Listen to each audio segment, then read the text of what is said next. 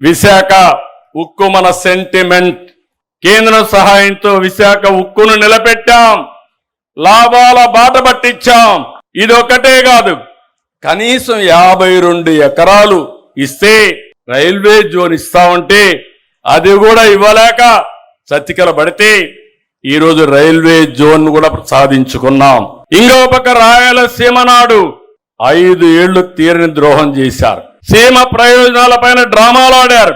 అనుమతులు తీసుకురాక వాళ్ళ హయాంలోనే రాయలసీమ లిఫ్ట్ ఇరిగేషన్ నిలిచిపోతే దానిపైన ప్రజల్ని తప్పుదోవ పట్టిస్తున్నారు. అందుకే వాళ్ళు నేను ఎప్పుడు అంటాను, అదొక బ్లఫ్ బ్యాచ్. ఎంతో పైన బ్లఫ్ చేయడం, ఫేక్ న్యూస్ ఇవ్వడం తప్ప ఏమీ చేత కాదని చెప్పి కూడా నేను మీకు తెలియజేస్తున్నా.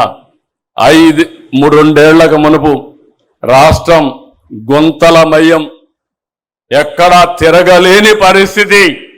ఆ రోజు ఒకే మాట చెప్పాం, పార్ట్ హోల్స్ ఫ్రీ రోడ్స్ చేస్తామని, గుంతల లేని రోడ్లు చేస్తామని నిరూపించిన ఘనత ఈ ప్రభుత్వానిది. ఇది ఒకటే కాదు, national highways, railways, waterways, ఇవన్నిటిపైన కూడా శ్రద్ధ పెట్టాం. గ్రామీణ ప్రాంతాల్లో పంచాయతీరాజ్ డిపార్ట్మెంట్ లో కూడా పెద్ద ఎత్తున పనులన్నీ చేస్తున్నాం. గోకుల్ షెడ్ల దగ్గర నుంచి, సిమెంట్ రోడ్ల దగ్గర నుంచి, అదే మరి అప్రోచ్ రోడ్స్ వరకు కూడా మనం ముందుకు పోయే పరిస్థితికి వచ్చాం.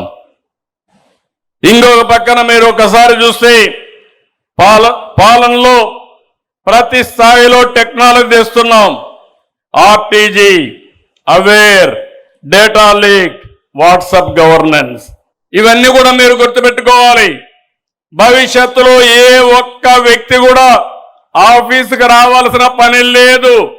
ఒక్కసారి వాట్సాప్ లో హాయ్ అని మీరు ఒక్కసారి మీకు ఏం కావాలో చెప్తే వాళ్ళు చెప్పింది కరెక్ట్ అయితే చేసి పెట్టి మళ్ళీ ఇన్ఫార్మ్ చేసే బాధ్యత ఈ ప్రభుత్వానిది.